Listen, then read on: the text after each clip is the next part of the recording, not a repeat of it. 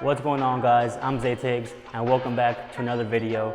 So I've taken the time to read all of your comments and feedback. I've also been getting a ton of requests lately on my IG for tips on how to begin or how to improve your handstands. So that's exactly what I'm going to be sharing with you all today. I'm going to be talking about two things that changed everything for me when I started my handstand journey. So if you're just beginning handstands or already been training for them, this video is still going to improve your form and technique no matter what skill level you're at. Now, I'm not the best when it comes to handstands, nor am I a handstand guru. This is just a skill that I've developed a passion for throughout my journey that I love to practice and love to teach.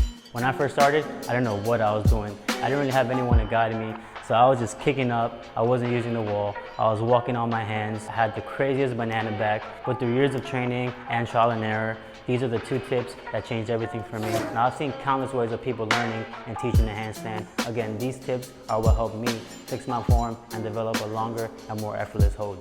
With that being said, let's talk about the posterior pelvic tilt. Now, a big factor as to why some of you may be having a hard time maintaining a handstand, let alone a straight one, is understanding the posterior pelvic tilt. Let me show you a quick demonstration. We're gonna grab a stick, we're gonna place our hands shoulder width apart, and with our arms straight, we're gonna raise them all the way up, simulating a handstand. Now, if you're lacking overhead mobility, you'll notice your lower back compensating for it. This is the arch you'll notice in some handstands. That is called the anterior pelvic tilt. At this point, we need to open up the shoulders some more. If you have good shoulder mobility, what you want to do now is squeeze your glutes and tuck your belly button into your spine. This will tilt your hips backwards, obtaining a flat lumbar spine. This is the posterior pelvic tilt. Think about the position your body would be in if someone were to punch you in the stomach. You want to maintain that position, engaging your core and your lower abdominals. I would strongly recommend you practicing this movement and getting used to it while laying flat on the ground first before taking it upside down.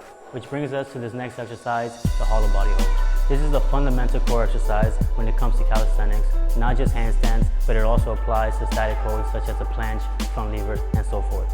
Now, when performing this exercise, you do not want to have an arch in our lower back. This means your core is not fully engaged and our hips are not in that posterior pelvic tilt. We want our lower backs to maintain contact with the floor at all times. These drills are going to help strengthen the core and get our bodies used to that posterior pelvic tilt. We want to start off by laying flat on our backs.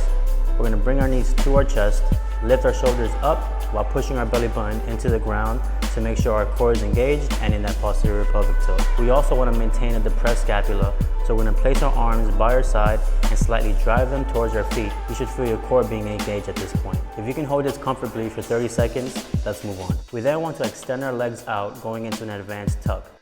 You want to hold this comfortably for 45 seconds before moving on to the straight leg hollow body hold. Now, when this becomes too easy, you want to eventually move your arms into the overhead position. This is the full hollow body hold. You should feel your whole body being engaged from your feet to your hands. Now, once you master this, there are a bunch of variations you can practice to really develop that core strength and create that muscle memory for the hollow body position. Now, the final variation I wanted to talk about is the straight body hollow hold, which is essential for the handstand. This is going to require a strong core and good overhead mobility. This is also going to create the muscle memory and form we want for the handstand.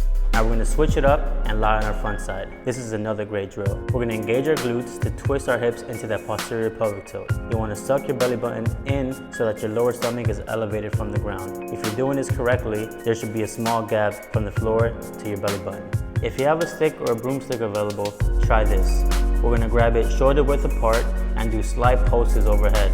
This drill will emphasize a bit more on our shoulders, but is essential by creating that form we want to simulate when we're upside down. Once you feel comfortable doing this, you can now take it to the wall. Practice walking up chest to wall at half distance. Using all the cues we just learned, core fully activated, squeeze your glutes and push your hips out into that posterior pelvic tilt. I'd recommend recording yourself or doing this by a mirror so you can check your form and make sure you're doing it correctly. Once this becomes easy, you now want to go into a full handstand. Try to get your hands as close to the wall as possible, again incorporating everything we just learned. You should be in a fully stacked, straight handstand. So again, if you're serious about learning the correct handstand form, then you really want to master these drills and incorporate them into your training. Remember to take your time and be patient with these progressions. Really master these core exercises and drills on the floor first before taking it upside down. So there you guys have it. These are the 2 tips that help me build a stronger, straighter handstand. If you like this video and found it useful, make sure to give it a thumbs up. Subscribe if you haven't done so yet, and drop a comment down below and let me know what you guys want to see next. They do help me decide what video to shoot next. Follow me on IG if you guys want to see more tips and handstand related videos. I do post on a consistent basis. Again, thank you guys so much for watching. I'll catch you guys in the next video.